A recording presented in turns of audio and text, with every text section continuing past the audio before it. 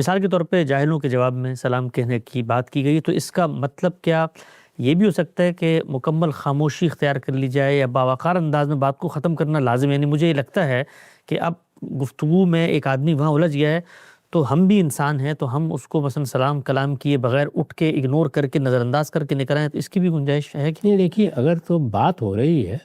تو پھر آپ کو سلیقے ہی سے اٹھنا چاہیے نا۔ اچھا، اسی کو یہاں قالوا السلام میں بیان کیا، یعنی جس طرح ہم کسی آدمی سے ملتے ہیں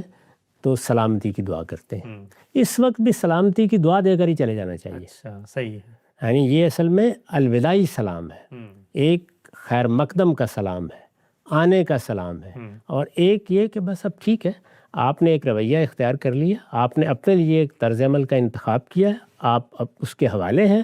ہم آپ کے لیے سلامتی کی دعا کرتے ہیں،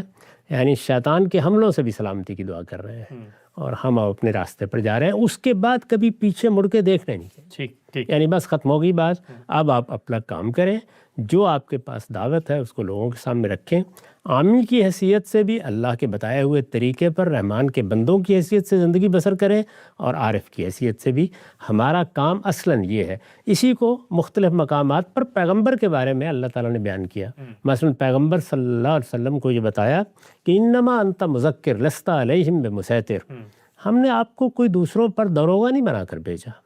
آپ کا کام کیا؟ تذکیر کرنا، نصیحت کرنا۔ اسی طرح یہ بتایا کہ آپ پر کیا ذمہ داری ہے، انما علیک البلاغ، آپ کا کام یہ کہ آپ بات پہنچا دیں، بات پہنچانا آپ کی ذمہ داری ہے، وعلینا الحساب، یہ محاسبہ آپ کو کرنے نہیں بیٹھ جانا۔ یہ جب ہم محاسبہ کرنے بیٹھ جاتے ہیں اس میں پھر کیا ہوتا ہے، اس کے محرکات کی تحقیق کی جائے، اس کے پیچھے جا کر دیکھا جائے، اس کی نیت پر حملہ کیا جائے، یہ بتانے کی کوشش کیا جائے کہ اس کے اندر کیا نفسیاتی مسائل ہیں۔ اس طرح کی چیزیں جن لوگوں کی توجہ کا موضوع بنتی ہیں وہ اپنے آپ کو بڑے خطرے میں ڈالتے ہیں، یعنی اب ان کو خدا کے سامنے اس کی بارگاہ میں جا کے کیا کچھ جواب میں کہنا نہیں پڑے گا، ان کو اس کا اندازہ نہیں ہوتا۔ تو ہم کو یہ تعلیم دی گئی ہے کہ جب بھی مخاطبت کا موقع ہو، مخاطبت تک رہیں، مکالمے تک رہیں، بات کریں، دلیل دیں، اپنی بات بیان کریں، شائستہ اسلوب میں بیان کریں، جیسے ہی معلوم ہو کہ دوسرا جہالت پر اتر آیا ہے قالوا سلام۔ بالکل نقطہ واضح ہو گیا۔